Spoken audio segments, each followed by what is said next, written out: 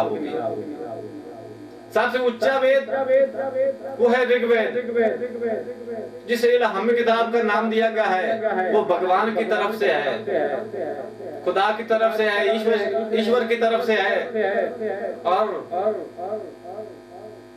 इसके बाद एक खुदा की बात कर रहा और इंसानियत के असूल के मुताबिक जिंदगी गुजारना है। इसलिए भी इस्लाम एक वैदिक धर्म है। अगर आप पूरी तौहीद खंगाल कर देखें वेद में और पूरे असूल कावाना में जिंदगी गुजारने के देखें तो कुरान और वेदक की एक ही जैसी तालीम होगी। इसके बाद कल की अवतार जिन खूबियों का जिक्र है वो हजरत मोहम्मद सल्लल्लाहु अलैहि वसल्लम की जात ही है। बहुत सारे संस्कृत आलम जैसे डॉक्टर वेद प्रकाश, श्री वास्तु, पंडित धन इसके बाद इस बात को तस्लीम करते हैं कि हजरत मोहम्मद सल्लल्लाहु अलैहि वसल्लम ही कल की अवतार हैं जिनका हर एक को इंतजार है। इसके बाद आप उनकी किताबें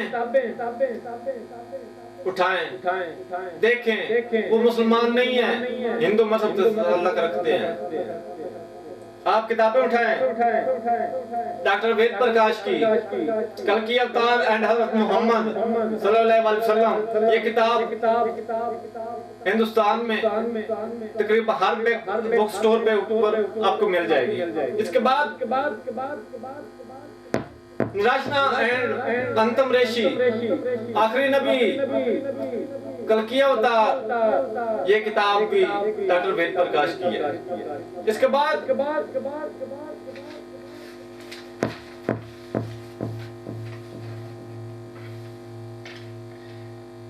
इस बात को साबित करने के लिए मोहम्मद सल्लल्लाहु अलैहि वसल्लम की पहचान और पेशेनगोइयां हिंदुओं की दीगर मुकद्दस किताबों में भी मौजूद है।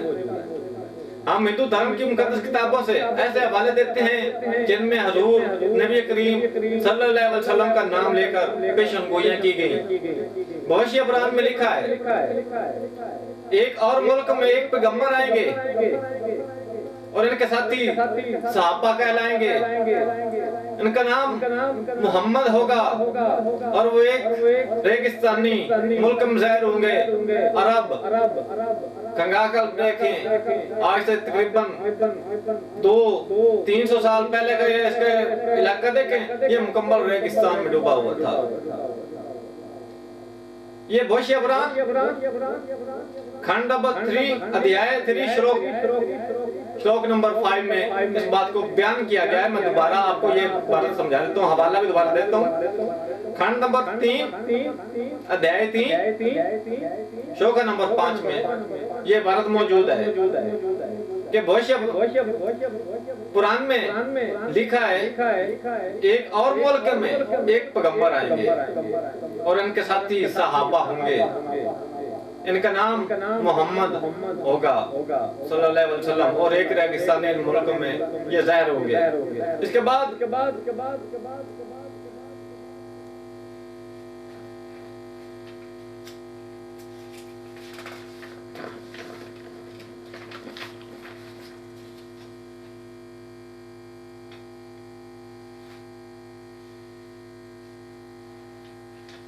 यहूदी मज़हब का मुताला करते हैं।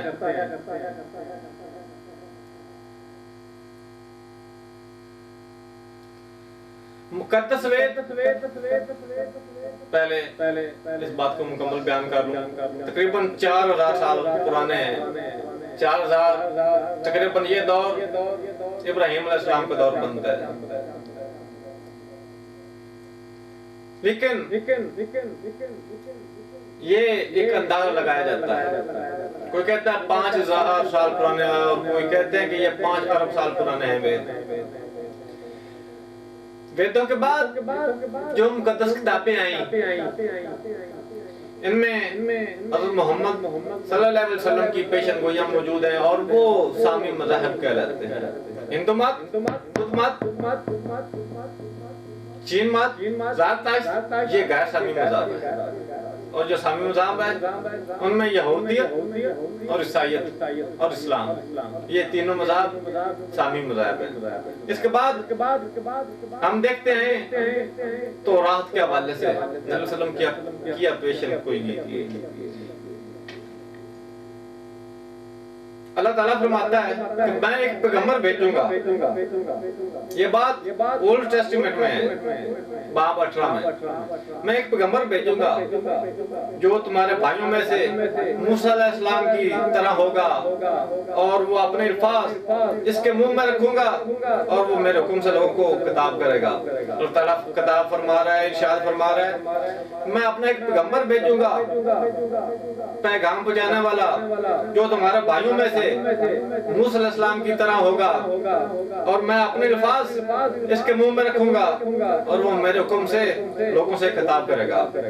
इसके बाद आइए बाइबल का जायजा लेते हैं। ईसाई मजहब में जो पेशन गोई मिलती है, ये मैथ्यू की किताब है जिसमें एक पेशन गोई की गई है कि मैं तुम्हें पानी से बपतिस्मा देता हूँ ताकि तुम गुनाहों से तौबा करो, लेकिन जो मेरे बाद आएगा, ये सैयदना ईसा अलैहिस्सलाम फरमा रहे हैं कि जो मेरे बाद आएगा मुझसे ज्यादा ताकत कुव्वत वाला होगा, मैं इसके जूते उठाने के लायक भी नहीं हूँ। वो तुम्हें बपतिस्मा एक फरिश्ते और आग के जरिए देगा। इसके बाद बाइबल असल में इब्रानी ज़बान में नाज़िल की गई है। एक और बात बताऊं, इसकी कई ट्रांसलेशन हुई जो आज हमारे पाकिस्तान में क्रिश्चियन लोग इसको पढ़ते हैं, ये उसकी ओरिजिनल ट्रांसलेट नहीं है। इसके बाद कई ट्रांसलेशन होती पत्नी कौन सा हिस्सा इनके पास ट्रांसलेशन का है, तब ये आसान हुई है लोगों के लिए जो आप बड़ी बड़ी बातें कर रहे होते हैं। इसके बाद सोलोमन की किताब में कहा गया है, वर्ष नंबर 16 चैप्टर नंबर 5 में, इसका मुंह बहुत शीरी होगा, मीठा होगा, और वो बड़ा महबूब है। मोहम्मद सल्लल्लाहु अलैहि वसल्लम मेरा महबूब है और ये मेरा दोस्त है, ऐ यरूशलेम की बेटियों। इसके बाद इब्रानी में आईएम का इजाफा जो किया गया है, ये इज्जत अफजाई के लिए आईएम का इस्तेमाल होता है, मोहम्मद। इसके बाद बुद्ध मत जो कि हिंदू मजहब से टूटा हुआ एक फिलसफा का हो या मजहब का हो, गौतम सिद्धार्थ जिसकी में पेशन गोई मिलती है। मुकद्दस कुरान में इरशाद है कि गौतम बुद्ध 23वां अवतार है, 23। गौतम बुद्ध अपने खादम आनंद से कहा, ऐ आनंद, मैं इस दुनिया में पहला बुद्ध नहीं हूँ और ना ही आखिरी हूँ। वक्त आने पर दुनिया में एक और बुद्ध आएगा जो सच्चाई और सखावत की तालीम देगा। इसके मिजाज खालिस और मुकद्दस होगा, वो साफ सुथरा होगा, इसके पास इल्म और दानिशमंदी होगी, वो तमाम इंसानों का सरदार और रहनुमा होगा, वो सच्चाई की तालीम देगा। जिस तरह मैंने सच्चाई की तालीम दी, वो दुनिया को जिंदगी का नया तरीका देगा और मुकम्मल होगा, जो बिल्कुल खालिस और मुकम्मल होगा। और इसका नाम मैत्रिया होगा। ये गौतम बुद्ध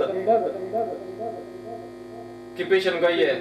अगर आप मुताला करें गोस्पेल ऑफ बुद्धा पेज 17 में इस तहरीर को बयान किया गया है। इसके बाद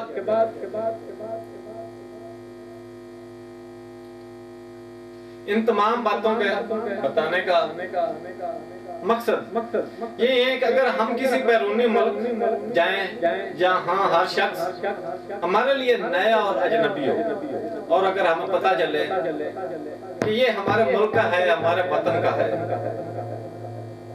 तो एक शख्स के बारे में कोई बात जाने बगैर हम उसके लिए दोस्ती, हमदर्दी और कशिश महसूस करेंगे, क्योंकि हम इसमें कोई बात मुश्तरक है, वो है हमारा बदन, हमारा हमवतन।